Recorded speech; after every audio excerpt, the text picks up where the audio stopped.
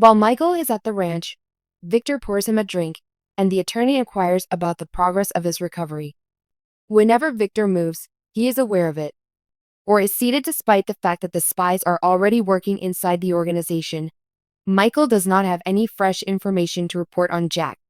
It will take them a few more days to compile a report. To which Victor responds, "That is not the purpose of this meeting. Something is going on at Winters. I am concerned about Lily. I want to assist her." Michael inquires as to whether or not she is in any kind of difficulty. It is unknown to Victor, but he wants to have her back since she is now a member of the family. Michael inquires as to whether or not this distinction applies to Nate. He says that he is ready to let go of their disputes and go on with their lives. Michael inquires about the ways in which he may assist Lily, and Victor explains that this is connected to Aristotle's Dumas. Michael, a reclusive millionaire businessman who resides in Washington, D.C., gives a broad grin. It is confirmed by Victor that Michael is aware that his employer has been intrigued about him for a number of years. As Victor contemplates whether or not he even exists, he promises to go to great lengths to conceal himself. What is Victor's interest in Lily and Winters, and why does he have such an interest in them? Lily's visit, in which she requested a favor from Victor in order to get information on Damien, was a source of happiness for Victor. It is Kane. What's intriguing is that Kane met with Nate and discussed the possibility of working at Winters, despite the fact that he already had 2 successful businesses under his belt. When Victor learned that Aristotle Dumas is the owner of Kane's businesses, the narrative became more complicated. He does not believe that Lai and Nate are aware of who they are working with or what they are getting themselves into. Victor wants Michael to learn as much as he can about the link that exists between Kane and Dumas.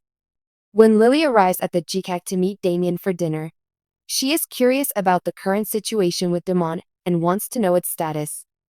Both Nate and Amy, while complimenting the wine that the guy has chosen, Lily tells him that she will not be sidetracked by his inquiry about what she already knows. Lily is interested in hearing it from his point of view. Damien says he grew up living a lie and cut his mother out of his life after the man he believed to be his father passed away.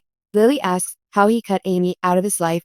Damien leans forward. "If you really want to know, I'll tell you." Lily offers to tell Damien her motives. It's simple. She loves her cousin and wants to protect him. She can tell it's affected him finding out he has a brother at this stage in his life. If she can help them heal and come together, she'd like to. Damien asks me, what if I am going to result in additional suffering for Nate and my mother? And he suggests that returning to California would be the most effective approach to safeguard them.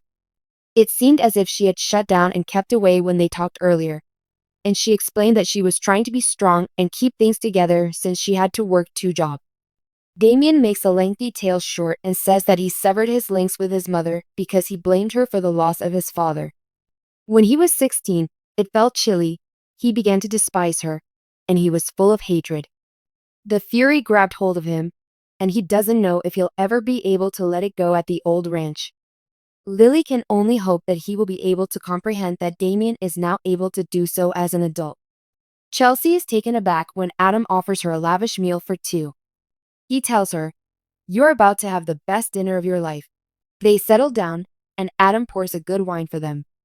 He wanted them to have an intimate supper someplace they wouldn't have to answer questions, and Chelsea was startled by the fact that he prepared. She asked him if he was sure that he wouldn't rather go out, and he was optimistic and teased her about how she was terrified of his cooking. Despite the fact that they learned how to make oatmeal, Chelsea does not remember him being comfortable in the kitchen. Adam has learned a few things, and she asks him whether he and Sally cook together.